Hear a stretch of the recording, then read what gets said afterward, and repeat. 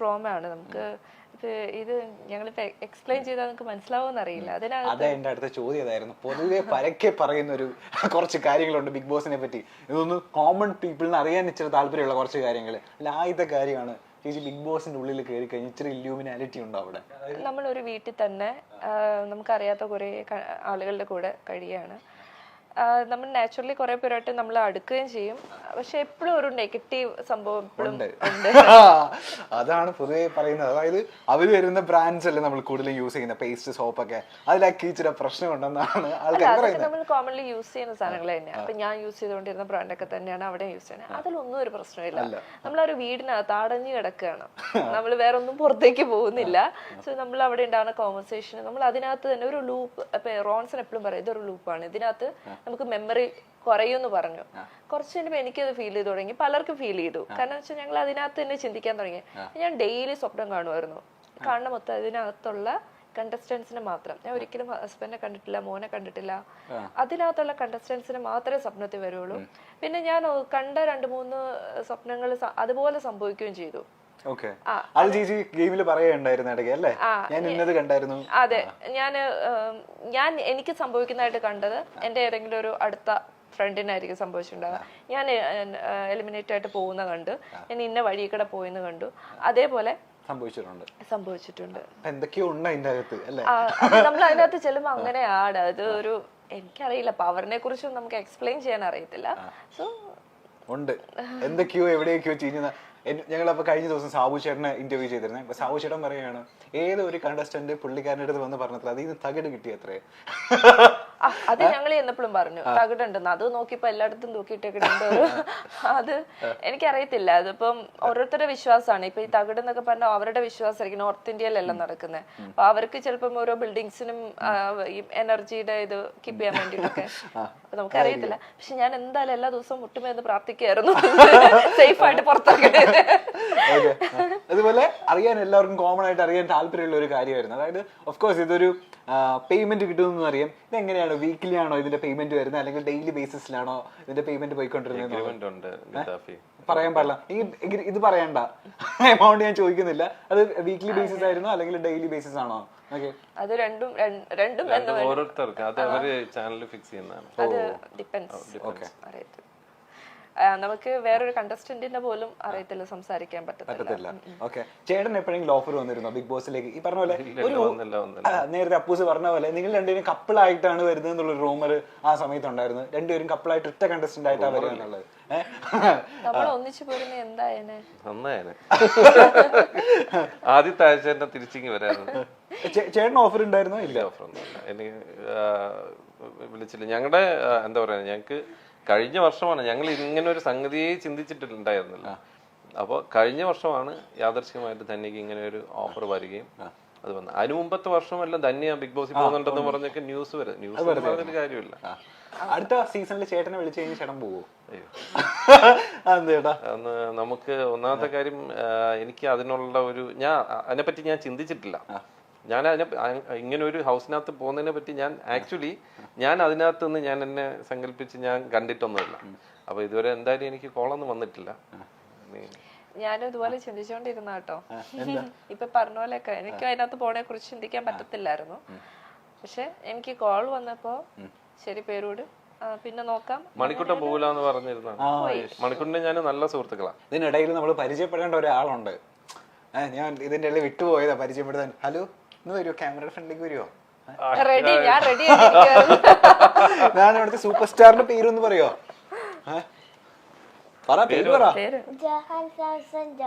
Johan Samson John. എന്റെ ഭയങ്കര പേരാണല്ലോ. എന്റെ ഏറ്റവും ഇഷ്ടപ്പെട്ട എന്താ ഫീച്ചർ എന്താന്ന് അറിയോ എനിക്ക്? കണ്ണ്. നല്ല കണ്ണാന്ന് എല്ലാരും പറയാറുണ്ടോ? തനിക്ക് ഇല്ല? എന്നാ ഞാൻ പറഞ്ഞേക്കും നല്ല കണ്ണാ. പറഞ്ഞിട്ടുണ്ടോ? രഞ്ജു ചേട്ടൻ പറഞ്ഞ ഓർമ്മയുണ്ടോ? നമ്മുടെ ഒരു ക്യാമറമാൻ ഉണ്ട് എന്റെ സീരിയലില്, പുള്ളി പറയുമായിരുന്നു. നല്ല കണ്ണെന്നാ. ഇയാൾക്ക് സിനിമയിൽ അഭിനയിക്കാൻ താല്പര്യമുണ്ടോ? അമ്മേനെ പോലെ അച്ഛനെ പോലെയൊക്കെ താല്പര്യമുണ്ട്. അച്ഛനോട് പറയായിരുന്നില്ലേ എനിക്ക് സിനിമയിൽ അഭിനയിക്കണം?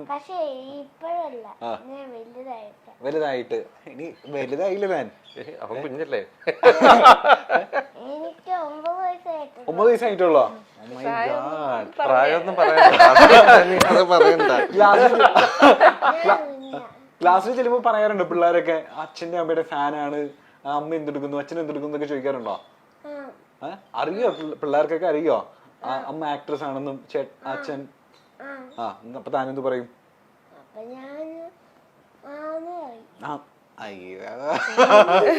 ഇവൻ ഡാൻസ് കളിക്കോ?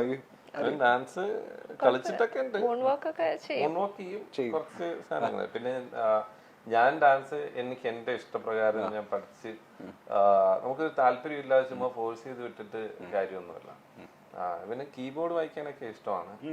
കീബോർഡ് വായിക്കും. പിന്നെ എന്താ പറയുന്നേ, പാട്ട്, ചെസ് കളിക്കും, റോളർ സ്കേറ്റിംഗ്, അവന് ഇഷ്ടമുള്ള എല്ലാ നമ്മള് അവസരങ്ങളും ട്രൈ ചെയ്ത് പോകുന്നുണ്ട്. അപ്പൊ ഒന്നിലും ഫോക്കസ് കൊടുത്തിട്ടില്ല ആള്. അവന് താല്പര്യമുള്ളത് ഏതാന്ന് പറഞ്ഞ അവൻ. ഇന്ന് നിനക്ക് സംസാരിക്കാനുള്ള സമയമാണ്. നിനക്ക് എന്താ താല്പര്യമുള്ള? എല്ലാം താല്പര്യമുണ്ട്. അച്ഛനോടാണോ അമ്മയോടാണോ ഇച്ചിരി താല്പര്യം കൂടുതലുള്ള? പക്ഷെ ഈക്വലാണോ? ആരാ പാവം ആരാ? ഈക്വലാണോ? പക്ഷെ എന്താണത്? വളരെ സേഫാണ്. അച്ഛന്റെ മകൻ തന്നെയാണോ അവൻ? നമ്മള് അച്ഛനെ അമ്മനെ സിനിമയില് ടിവിയിലൊക്കെ കാണുന്ന പോലെ തന്നെയാണോ വീട്ടില്? എന്നാലും ഇച്ചിരി കുറുമ്പൊക്കെ ഉള്ള ആർക്കാ, ദേഷ്യമൊക്കെ ഉള്ള ആർക്കാ? നീ മനസ്സ് തുറന്ന് പറ, ഒന്നും പറയൂല. ഈക്വലാണോ? രണ്ടുപേരും പാവമാണോ? ഈക്വലാണോ? തള്ളി പറയില്ല. ഓക്കെ. അപ്പൊ പാട്ടുകാരനാവൂന്നൊക്കെയാണ് ഇവര് പറയുന്നത്. സിനിമയിൽ അഭിനയിക്കാൻ കുറച്ചുകൂടെ വലുതാകുന്ന സമയത്ത് പാട്ട് പാടട്ടെ അല്ലേ? ഇപ്പൊ പാട്ട് പാടുന്ന ആഗ്രഹമാണ്, പഠിച്ചു തുടങ്ങി. പക്ഷെ വലിയ അങ്ങനെ അത്ര. പക്ഷെ അവൻ കീബോർഡ് ഒക്കെ വായിക്കാൻ ഇഷ്ടമാണ്, പാട്ട് പഠിക്കാനും ഇഷ്ടമാണ്, എല്ലാത്തിനോടും ഇഷ്ടമുണ്ട്. ഓക്കെ, എന്തായാലും താങ്ക് യു മാൻ. നമ്മള് വിളിച്ചപ്പോ ഉടനെ തന്നെ വന്നില്ലേ? Thank you so much. അപ്പൊ പിള്ളേരൊക്കെ അന്വേഷിച്ചു എന്ന് പറയാം ക്ലാസ്സിൽ കേട്ടോ. Thank you. അപ്പൊ നിന്റെ മേരിഗിരി സ്കൂളിലോ നിന്റെ ക്ലാസ്സിലെ എല്ലാവർക്കും ഏത് സ്കൂളിലാണ് പഠിക്കുന്നത്? ഏത് സ്കൂളിലാണ് പഠിക്കുന്നത്? മേരിഗിരി പബ്ലിക് സ്കൂളിൽ എല്ലാവർക്കും ഒരു ഹായ് പറഞ്ഞുതരാം. തീർന്നാ? അത്രയുള്ള? Thank you ma'am, thank you so much. ഇതുപോലെ നമ്മള് ചേച്ചിയുടെ ഒരു വീഡിയോ ഈ പറഞ്ഞ പോലെ ബിഗ് ബോസിന് ശേഷമാണോ എന്നറിയില്ല, ഭയങ്കര വൈറലായിരുന്നു, മില്യൺ ഒരു വീഡിയോ ഉണ്ട്. ഈ പറഞ്ഞ പോലെ എല്ലാവരും അത് കഴിഞ്ഞതിന് ശേഷം ചേച്ചിയോട് ചോദിച്ച സംഭവമായിരിക്കും കൃപാസനത്തിന്റെ ഡേറ്റ് ഒക്കെ ഓർമ്മയുണ്ടല്ലോ അല്ല? ഇപ്പൊ ഞാൻ അത് കേട്ടാണ് ഓർത്തെടുത്തത്. ഓർമ്മിപ്പിക്കല്ലേ? അവിടെ നിന്നപ്പോ ഡേറ്റ് ഞാൻ പറഞ്ഞങ്ങ് പോയി. കുറച്ചിന് എനിക്ക് മനസ്സിലായി, ഓക്കെ ഡേറ്റ് മാറി. പിന്നെ ഞാൻ ഓർത്ത് എന്ത് കാര്യം ഇരിക്കുന്നു, തിരുത്തി പറയണ്ട, ഞാൻ സാക്ഷ്യം പറഞ്ഞങ്ങ് പോണു. ഈ ഡേറ്റിലൊന്നും നമ്മൾ അത്ര ശ്രദ്ധിച്ചില്ല. ഇവര് സാക്ഷ്യങ്ങളെല്ലാം ഇവര് വീഡിയോ എടുത്ത് അവരുടെ യൂട്യൂബിൽ ഇടുമെന്നും ഇത് ഇത്ര ലക്ഷങ്ങൾ കാണുമെന്നും ഇതിന്റെ ഇടയിൽ നമ്മളെ ട്രോളാൻ ആളുകൾ വരുമെന്നും നമ്മൾ പ്രതീക്ഷിക്കുന്നില്ലല്ലോ. അപ്പൊ അത് ഞാനങ്ങ് വിട്ടു. ഞാൻ പറഞ്ഞ ഡേറ്റ് ഇത്ര തെറ്റിയിട്ടുണ്ട് എന്നൊക്കെ പറഞ്ഞങ്ങ് പോയി. കുറച്ച് കഴിഞ്ഞപ്പോഴാണ് ഡേറ്റിന്റെ വേർഡ്, ഡേറ്റിനെ മാത്രം പറഞ്ഞെങ്കിൽ വിഷമമൊന്നുമില്ലായിരുന്നു. പിന്നെ ഡേറ്റ് അല്ല, ഞാൻ അവിടെ പോയതിന്റെ ബേസിൽ എന്തൊക്കെ നെഗറ്റീവ് കമന്റ്സ് യൂഷ്വലി വന്നത്?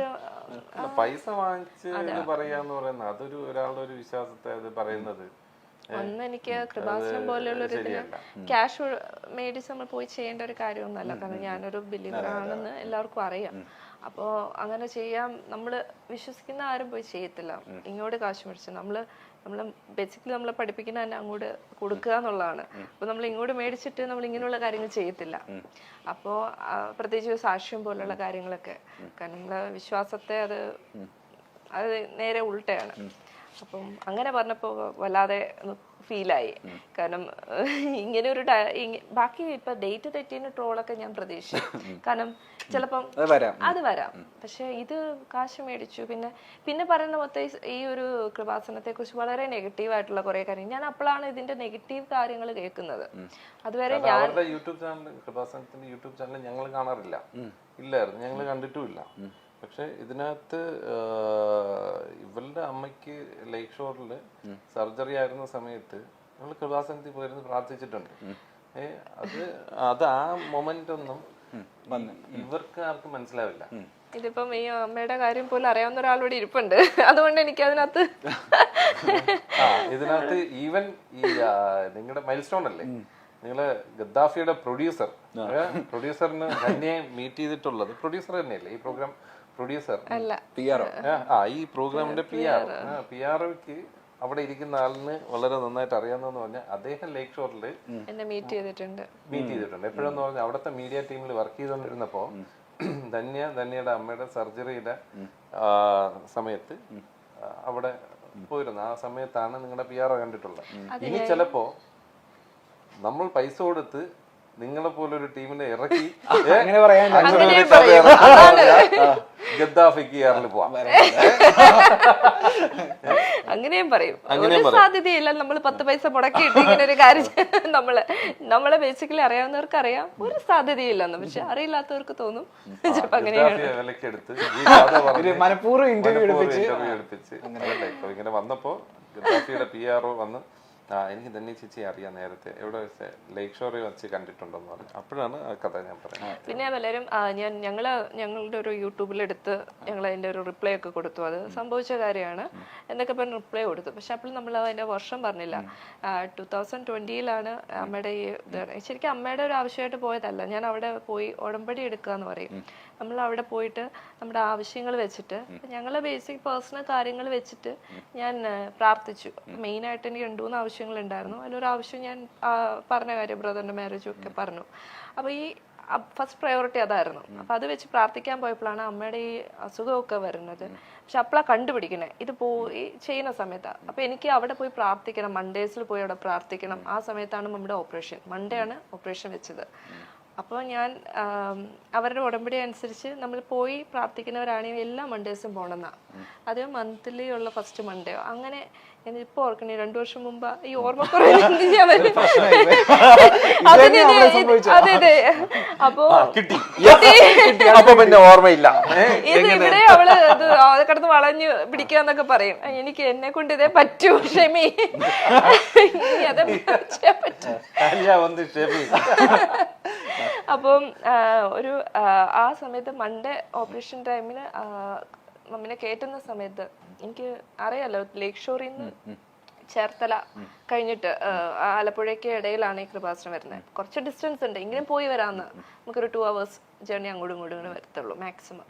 അപ്പം ഇത്രയും സമയമുണ്ട്. പിന്നെ രാത്രി നൈറ്റാണ് ഇറക്കുന്നത്. അപ്പം ഞാൻ അവിടെ പോയി ആ ഓപ്പറേഷൻ നടക്കുന്നത് അതിന് വേണ്ടിയിട്ടും എല്ലാത്തിനും കൂടെ. എൻ്റെ അവസ്ഥ എന്ന് പറഞ്ഞാൽ അത് എല്ലാവരും എങ്ങനെയൊക്കെ കടന്നു പോയിട്ടുള്ള എല്ലാവർക്കും മനസ്സിലാവും. നമ്മളും ഉള്ളുരുക്കി പ്രാർത്ഥിക്കാൻ പോവില്ലേ, അവിടെ നിന്ന് ഞാൻ എനിക്ക് അറിഞ്ഞൂടെ എത്ര ബക്കറ്റ് കണ്ണീരെടുക്കാൻ പറ്റും. ഞാൻ അങ്ങനെ നിന്ന് പ്രാർത്ഥിച്ച ഒരാളാണ്.